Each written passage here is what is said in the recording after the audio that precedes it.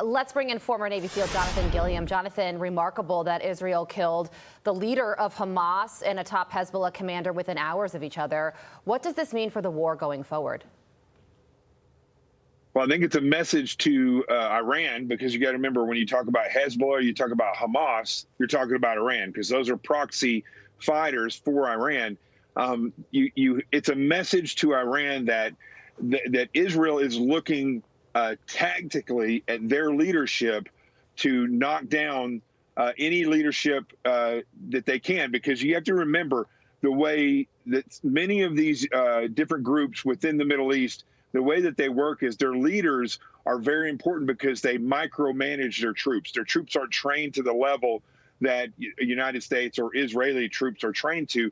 So these leaders are very important. So when they can take one of those leaders out, it really does affect what they're capable of doing and coordinating for a period of time before they can get someone else in there. It also shows that as Iran threatens and says all these things, and Hezbollah does the same, that they literally went to the areas where their leadership is at and then took those individuals out. That is a huge, direct, and specific message to Iran and their proxies.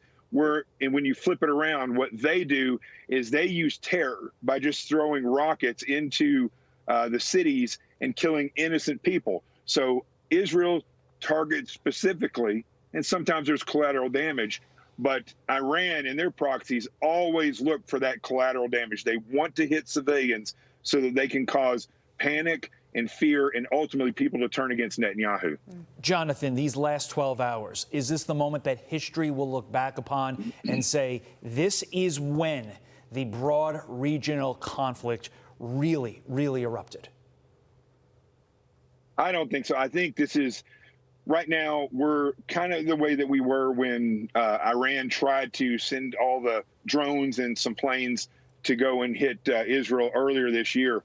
I don't think it's going to lead. Now, there's always the possibility, but I think the probability of this blowing up into something greater than what it is right now, I don't think that that's going to happen, because Israel has shown that they have the ability to react in a planned and very targeted manner. That's Israel. Iran has not shown that capability at this point. So the fact that they have not been able to wage that specific war against Israel, I just don't see it blowing up from there. Yeah, and it should be emphasized that this happened in Tehran, this strike against Ismail Haniyeh, on the same day the new president was inaugurated. I say strike, but Hamas has said that Haniyeh died in a raid on his residence in Tehran. Does that mean that we're talking about a person maybe from Mossad or another Israeli entity going into his house and killing him? Oh, that very well could be, because, well, first of all, in Lebanon, they had a $5 million bounty on that individual. So there's plenty of people there that would gladly take him out for $5 million and a passage out of there. I think when we look at these two locations and the type of attack that was carried out, it could have been two totally different, or it could have been singular groups that went in and actually targeted these individuals. Because you have to remember, Israel, like the United States, it's not just about who's got the fastest plane or the most accurate missiles. It's also about intelligence work and who they can recruit to give them the intelligence that they need to get on the ground where these leaders are at a specific time. You know, Trump was very famous for giving one of these leaders a picture and saying, this is your home, and we're basically going to take you out if you do anything else. That is the technology and the sources that we have to get that deep into those areas. Before we let you go, how do you expect the Biden-Harris administration to respond?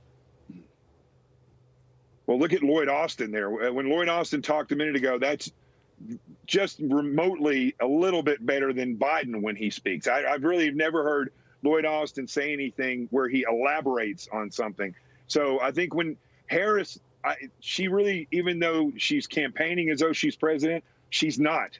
And right now, where we're at is a sticky situation, because we don't know what Joe Biden's capability is. And when you look at his cabinet, it does not send confidence into those who understand what's going on. The policy of the Biden administration is and always has been don't do anything, just give some money and some munitions to whatever ally needs it and stand back. And that's typically, except for maybe some air power, that's the way they handle it. Well, Yahya Sinwar, the military leader of Hamas, is still alive. Israel has described him as a dead man walking, so we will be watching. Jonathan, thank you so much. Thank you, sir. One other thing, Sure. Can I say one other thing?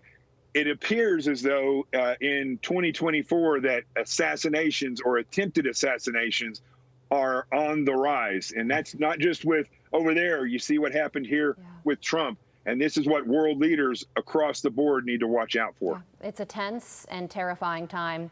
Jonathan, thank you. I'm Steve Ducey. I'm Brian Kilmeade. And I'm Ainsley Earhart. And click here to subscribe to the Fox News YouTube page to catch our hottest interviews and most compelling analysis.